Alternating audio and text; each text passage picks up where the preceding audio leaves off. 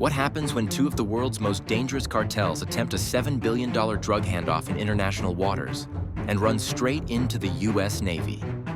This wasn't a routine bust.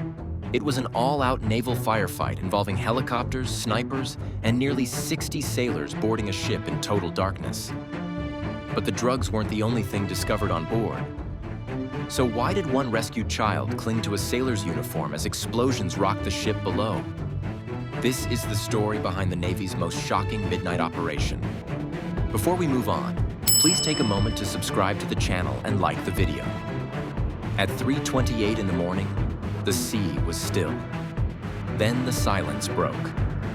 An MH-60S Seahawk locked its spotlight on the cartel freighter, washing the deck in blinding white light. For a split second, nothing happened. Sailors waited for a response. Then the order echoed across the water. Surrender now. Instead of dropping weapons, the men on deck raised them. The first burst of automatic fire lit the night, shattering the calm. Within moments, the Navy's demand for compliance was answered with defiance. And it came harder than expected. The fighters had prepared for this encounter. As the warning spread across the freighter, one man shouldered an RPG-7 and fired. The rocket cut across the dark sky, leaving a streak of flame before exploding in the ocean just meters from a Navy RHIB speeding toward the hull. The blast rocked the small boat, showering the crew with seawater. That single shot changed everything. What could have ended with surrender turned instantly into a life-or-death firefight on open water. The cartel's arsenal rolled into action. AK-103 rifles clattered, RPK machine guns spat long bursts, and pistol fire cracked over the roar of engines. The men defending the drug ship didn't fight like desperate smugglers. They fought with the organization of a trained squad. They moved against the light, firing in waves, forcing the Americans to duck and reposition. On the Navy side, fire discipline held. Snipers took angles from the helicopters circling above. Mounted M240S hammered suppressive bursts from RHIBS, and coordinated tracers carved precise patterns into the freighter's steel siding. Every trigger pull served a purpose. In those first minutes, the sea became a battlefield. Shell casings scattered. Muzzle flashes sparked against steel. The Seahawk held position overhead, its rotating spotlight burning through smoke and shadows, denying fighters the cover of night. On deck, cartel gunmen hid behind crates, leaning out in bursts, hoping to push back the assault. Yet the overwhelming coordination of the Americans unraveled their defense.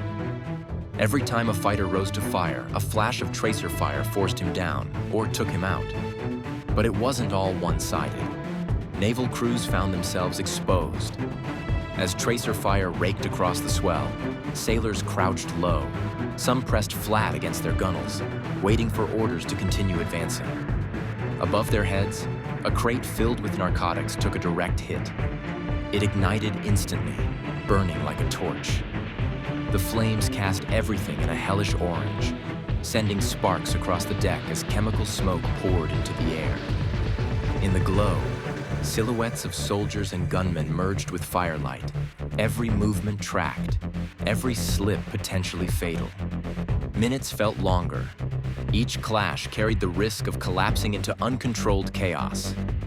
The cartel pressed with numbers and firepower, determined to hold what they carried. The Navy answered with speed, professionalism, and pressure from air and sea. Then, slowly, the balance began to tip. Precision fire from above methodically shredded positions. By the 15th minute, over a dozen cartel fighters had been cut down. Entire sections of the deck were silent now, weapons left on the ground, defenders unmoving where they had fallen. With resistance thinning, Navy boats pushed in for boarding. The opening cleared by the first barrage made entry possible. Yet the cost of failure remained high. What burned on the deck wasn't just narcotics. It represented billions of dollars in global networks stretching far beyond the horizon. This battle was more than a seizure. It was proof that international crime had teeth, and the Navy had been forced to match it in the dead of night. And as the first sailors climbed the freighter's ladder, another story waited. One that had begun 2 days before the firefight even started. How did the Navy know exactly where to strike long before the first shot rang out? The answer started 2 days earlier, when intelligence screens across the Pacific lit up with the movements of a single ship that seemed ordinary on the surface but carried enormous weight. At first glance, it looked like a merchant vessel carving its path across open water, slow and steady, blending with dozens of similar carriers. But 48 hours before the first Seahawk dropped its spotlight, satellites had already locked on. Drones circling high above maintained constant watch, feeding real-time images into command centers that never stopped analyzing. Every mile of ocean it crossed was logged, and every turn sheared away any cover the cartels thought distance might provide. This wasn't one cartel running a private operation. Naval analysts pieced together something bigger.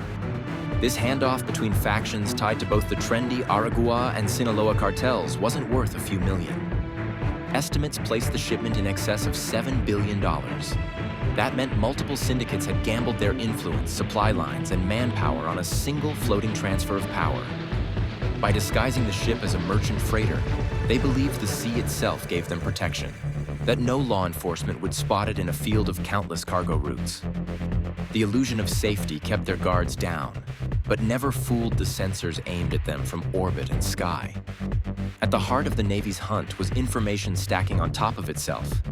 Encrypted messages traced to encrypted phones, financial patterns linked quietly back to shell companies, and repeated signals pointing toward offshore accounts. Cartel financiers funneled orders through coded platforms, betting those layers of secrecy would hide intent.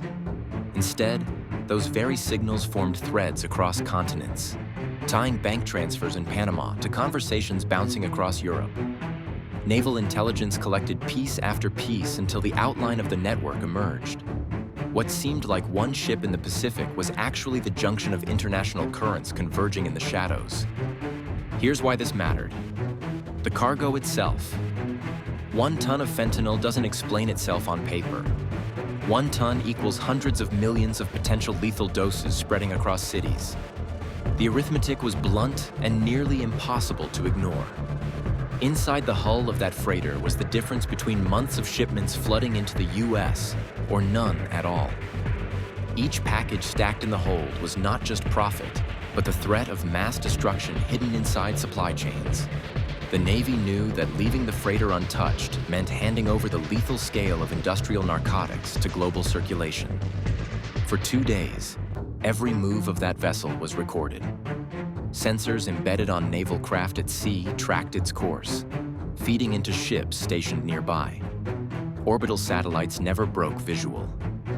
Drones shifted pattern above its route, capturing angles of crew activity and the machinery on deck. The precision of the surveillance meant that when the decision came to move, the freighter would have no avenue of escape, nowhere to hide in the endless dark around it. Then intelligence offered something even more chilling than narcotics. Human movement on the ship alerted analysts to anomalies inconsistent with trafficking crews. Images confirmed 5 captives, 3 women and 2 children, confined on board. They weren't cartel insiders. They were victims intended for human trafficking routes stretching across borders. Their presence shifted everything.